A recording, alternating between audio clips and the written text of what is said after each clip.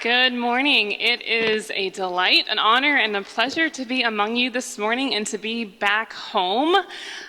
This is one of the first times I've walked into this room in 15 years, and the memories that come back are just overwhelming. People sometimes say, "Oh, I grew up in church," and I'm like, "No, I literally grew up in church. I spent more time in this room than in my bedroom, because that's what happens when your father is the pastor of the church." In fact, I have so many stories of these walls in this building that I'm not entirely sure you all want to hear, because I don't know if you want to know what the children of staff members tend to do when they spend too much time in the building. I have this distinct memory. There was one Sunday, my mom was in the choir, my father was preaching, and so I was a free agent, and I did cartwheels all along the balcony, because I wanted to see if I could do them up the stairs, as well as like across the flat area, and I could. That was fun. I also distinctly remember walking through this space before it was finished, and everyone was talking about whether or not it would actually be done on Christmas Eve, because there had been this whole push that we're going to have it done by Christmas Eve, and then they're like, well, the carpet's not in yet, but we're going to have it done by Christmas Eve. And then I have this other memory of tipping off my Sunday school class about where they could get the hookup with the extra communion bread. And I led this whole, I don't even know how old we were, I led this whole band of kids back through these doors with like little hands, like, "Please, can I have some more?" And this sweet lady who was doing communion gave us each our own loaf of bread. And so I carb loaded for every Sunday morning of once a month for my childhood. And my dad would come back and he'd be like, "So, what do you want for lunch today?" And I'm like, "I'm full." I've just eaten a whole loaf of communion bread and washed it down with grape juice, and it was awesome. So there are a lot of memories in this space. And then there are also the memories of a young and budding life of faith that all happened here. My first memories of holiness are here. My first memories of sacredness are here. I remember one, I don't even know, Sunday, Wednesday, Tuesday, we were at church every day of the week. Someday, it was in the evening, my parents were talking, because they were always talking, and I was in here, because I couldn't go home until they drove me home, and I was waiting for them, and all the lights were off, and it was dark, and it was empty. I was the only person in the sanctuary, sitting right back in that corner. I just sat in the silence, and I started to hear what people over the ages have called a still small voice whispering in my spirit. That was just one experience of 1,000 I could name for you, but what it has come up with is that for me, I was so formed by these people in this space that holiness smells like this place. Holiness and sacredness feels like an empty sanctuary with the lights trickling through the windows and nobody around. Faith for me tastes like a mouth stuffed full with communion bread and grape juice. I was so deeply formed by my experiences here that faith has taken on the shape of this room. And that has become a question these days about church and its current usefulness. So if you read statistics, because who doesn't read statistics for fun, you know that we are in a period of transition in religion in the United States. Christianity in the future is possibly not going to look like Christianity in the past has looked. Church attendance is not increasing across the United States. In fact, the fastest growing religious affiliation is none. Fastest growing religious affiliation is people who have no religious affiliation, and those are predominantly young people. 30% of millennials have no religious affiliation whatsoever. And so that's part of what I'm doing. I mean, Ben sort of alluded to this. I am now doing a ministry where I get together with young people who have no usefulness to the church and talk about faith. Or no use to the church, sorry, that was no use to the church, no use for the church and talk about faith. We gather around meals and out of backyards and things like that. And so if you want to find out about us, I'm just giving you a heads up, you might hate this name. The name of the ministry is called Gastro Church, which is not a reference to a gastroenterologist. Because half of the people I talk to think gastroenterologist, and the other half think gastropub, and I've learned that like the other half are my demographic. So it's this feel of like we're a church out of a gastropub is kind of what we're doing. So if you want to Google Gastro Church, trust me, we're the only ones out there. You can learn more about us. But the question of why do we do church is suddenly very relevant to me, because I have this question, this conversation all the time. What is church good for? Why do we do it? And I found through wrestling with it, not only in my current ministry, but just as an adult Christian, that most of the answers that people have given me over the years are not satisfactory to me. So some of the answers that I've heard, why do we do church? We need church when things go bad in our lives. Absolutely true. You do need church when things go bad in your life. The trouble is, I will bet you at least one day in your life has been pretty good. You are not always in a season where things are going bad in your life. And if you only go to church when things go bad, then you're not in, what do you need church for the rest of your life? The other thing I've heard when you need church because you need a place to raise your children in the faith. Absolutely true, you do. What about before they're born or after they graduate? If that's your only answer, then what use do we have for church when there are no children at home?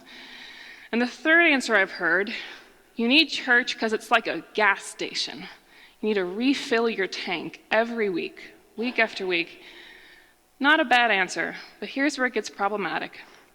What if you don't feel like your tank's empty? What if you feel like the yoga class filled it pretty well? I have this conversation all the time, people. What if you feel like jogging in the morning, reading the newspaper with a cup of coffee, and going to yoga has filled your tank? Then what use do you have for church?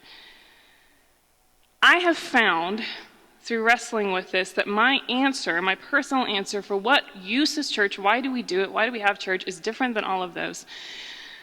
And I found it because I have been privileged to see the sorts of people created within a church community. You see, one of the privileges of being a pastor is you see people at their best and at their worst. You get to go into the rooms that nobody else goes into. You go into the hospital room. You go into the room with the birth and the death. You're there with divorces. You're there when no one else is there. And so you see people's souls at times when they don't have any makeup on. And because of that, I've been privileged to realize that there are actually saints on this earth. There are people who live lives that are not normal. There are people who live lives with a spiritual strength and a spiritual depth I can only vaguely conceive of. And this time of year, Thanksgiving, I think of this a lot, because many of my encounters with saints have been over Thanksgiving. Thanksgiving is one of those holidays that everyone loves football and turkey. What's not to love? And then we talk about saying thank you, gratitude. And that is a very easy holiday, right? It's a Hallmark card. Who doesn't like saying thank you? We all know you get a piece of candy from your grandmother when you're a little girl and you say thank you. We get saying thank you. But Thanksgiving, like all of those other holidays, sometimes falls at times in our lives when there doesn't seem to be very much to say thank you for. Thanksgiving is sometimes a really rough day in the life of your average human being. And that's when you get to see what people are made of. So one particular Thanksgiving, I was on the phone with a family whose son was in the ICU, 21-year-old son. He'd gotten in a car wreck for no good reason. He wasn't drinking, he wasn't reckless, just missed a corner. And they were in that horrible in-between phase where they didn't know if he was going to die or recover, and so they didn't know what to prepare themselves for, and they were just there in the ICU. Thanksgiving.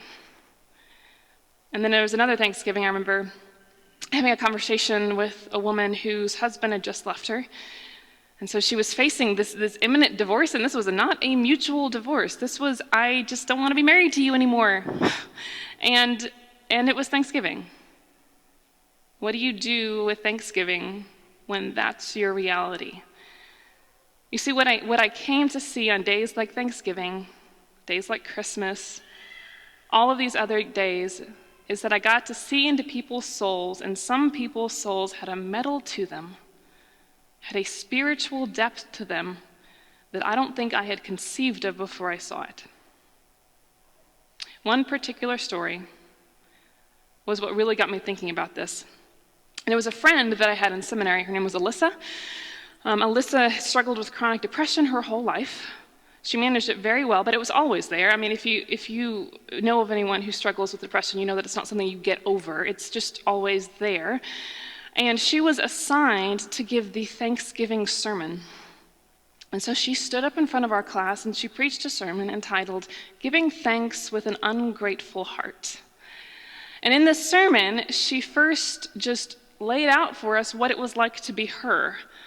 She said, she told us about her condition, she told us her history, her story, and she said, "Some days I wake up and it feels like nothing will ever change. Some days it feels like the sadness is so deep, I'm going to drown in it." She said, "Some days it feels like I am waking up in hell and I will be there for the rest of my life." And I was like, oh, this is a pleasant sermon. I feel better already. And then she talked about what it meant to give thanks for her. She talked about what it meant to stand where she was, in the place she was, with the hand she'd been dealt, and to give thanks to God anyway. And her text was this little quoted text from the book of Habakkuk. And I'm going to read it for you. Habakkuk is a minor prophet who's got a lot of different things, but in this particular place, he is standing as a farmer looking out at his field. And what he's seeing is a dead harvest. And this is probably literal for him, but it can be all kinds of interpreted in metaphorical ways. He's looking out at a failed harvest. He names 6 or 7 different things, and whatever he looks, they have failed to produce the fruit they're supposed to produce. And this is what he said: "Though the fig tree does not blossom, though no fruit is on the vines, though the produce of the olive fails, and the fields yield no food, though the flock is cut off from the fold, and there is no herd in the stalls, yet I will rejoice in the Lord. I will exult in the God of my salvation." My friend read that in her sermon, and she said that her whole life was in that yet. Though I am looking at a field that is dead and has not produced what I want it to produce, yet I will give thanks to the Lord. I will rejoice in the Lord, and I will exult in the Lord. And here's how she said it. She said, "It's easy to give thanks when you're feeling happy and blessed. Giving thanks when you are wretched requires strength. But I have learned that God's goodness is greater than my pain, and my pain will not take away that truth. And there is power in the ability to affirm the goodness of God even from hell." And as she said that, I looked at her and I realized that I was looking into the soul of a saint, of someone who had been formed by a truth greater than themselves, of someone who was living a life not like a normal human life, of someone who had been formed by the story that the church tells. You see, what my friend had become, and what I began to recognize all around me, is that there are people whose lives point to a truth greater than themselves. You know, if you're focused on your own life, which human beings tend to be, we are incredibly narcissistic creatures. We're extraordinarily self-involved. we think we're awesome. We think we are the center of the universe, generally speaking. And what she had managed to do, she'd managed to take her eyes off of her own life and look up. And when she looked up, what she saw was the great story of the faith and the great truths of the faith that remained true no matter what was going on. Friends, I would like to submit to you this morning that the reason church is important is not just because it makes us feel better. It's not just because it makes us feel happy. It's because it teaches us a story that is true no matter what is going on in our lives, and it invites us to be a part of that story regardless of whether our lives go the way we want them to. Regardless of what is happening in our particular spirit, in our particular harvest, we are invited to be a part of a greater story of redemption that began before we were born and will go on until the end of time. It's a story that proclaims the truths of love and forgiveness and salvation and redemption and new creation. It's a story that proclaims there is a God and that God loves every aspect of his creation more than you can possibly imagine. It's a story of a God who loved us so deeply that he died so that no one would ever again be alone. It's a story of a God who wants so deeply for this whole narrative to end well that he died so that it would end well. And it's a story that if it is true, it means that all of us get to be a part of this grand narrative of the world becoming redeemed, becoming whole, of every tear being wiped away, every wound being healed, every lonely person being brought into a family that they were created to be in from the beginning of time. And whatever happens in our individual lives, that story is still true. And what I learned from looking at the people I saw to be saints around me is that they were able to live lives that were not pointed toward their own happiness, but toward being a part of God creating happiness for the rest of the world. I saw people not just who were able to withstand suffering, but who were extraordinarily giving, much more giving than humans are supposed to be. I saw a doctor who spent all day at the office, hours upon hours upon hours, and then left and spent another 3 hours with teenagers who were not his own because he believed in the story that God told about their lives. I saw so many people who were living lives that pointed to the truth beyond themselves and not just to their own ups and downs of a fallible existence. And I began to realize that it is possible to live in this life without being the kind of normal, self-absorbed people most of us are. Friends, I'd like to submit to you this morning, the reason we need church is because church is the place we learn the truths and the story that can make our lives worth living. Church is the place we learn the truths and the stories that can make our souls become the kind of saints that point toward the one who is larger than we are. Church is the place we absorb that story and become the kind of people who can stand wherever we happen to be and point and say God's goodness is greater than all of it. I think that's what happened to me. I don't think I understood what happened to me in these walls, but it formed me nonetheless. I had a worship class. I went to Duke Divinity School, which if any of you are familiar with Duke Divinity School, it's very high church. We do lots of fancy stuff. We have crossing things and smoke, and we raise things up, and there's lots of fancy things going on. And I was in this worship class at Duke Divinity School, and we were talking about the sacrament of communion, and he spent a very long time telling us about how important the sacrament of communion was.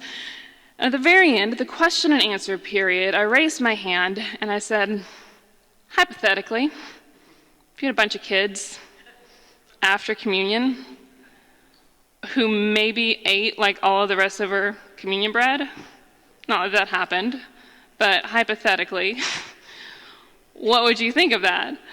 And he thought for a moment and he said, you know what? That bread and that wine is the tangible symbol of the grace of God.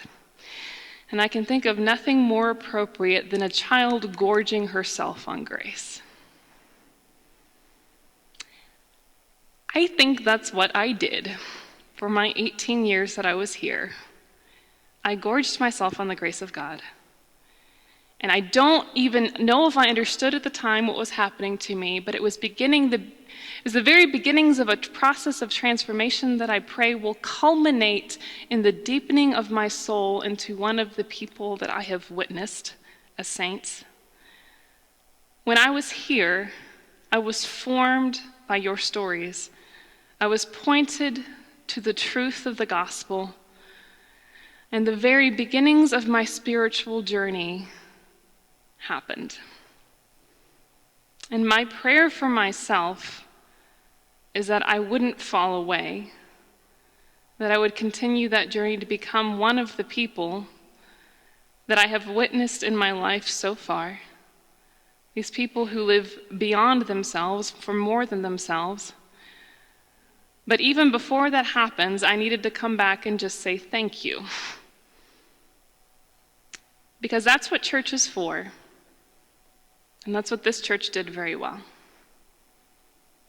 And so for the churches that proclaim the truth of the story this morning, I give thanks.